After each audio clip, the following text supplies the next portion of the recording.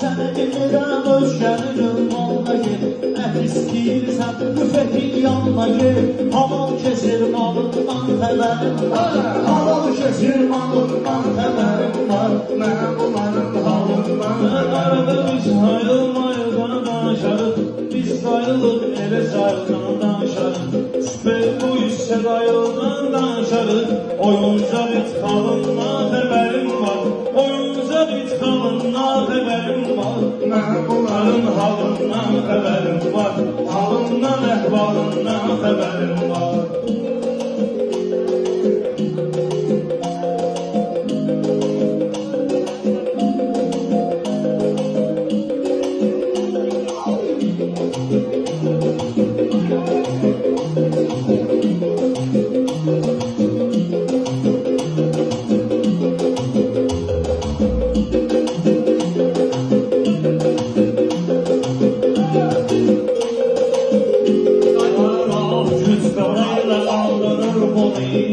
Söz deyir, utandırır bunu.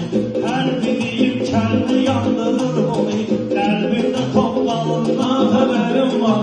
Qəlbimdə tonqalından xəbərim var. Mən bunların halından xəbərim var. Boş-boşuna dırda vurmaram sənə.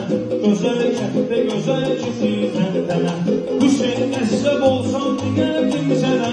Boyun quzuyum alından xəbərim var. Boyun quzuyum alından xəbərim var. Bunların halından xəbərim var. Halından, əhvalından xəbərim var. Vay biz həyatı görmüşük yərxanasını. Həyat göstərib bizədən fanasını. Mən alan bilmişəm şəhid anasını. Saçımın hər çalından xəbərim var. Saçımın hər çalından xəbərim var. Mən bunların halından xəbərim var. Halından, əhvalından xəbərim var.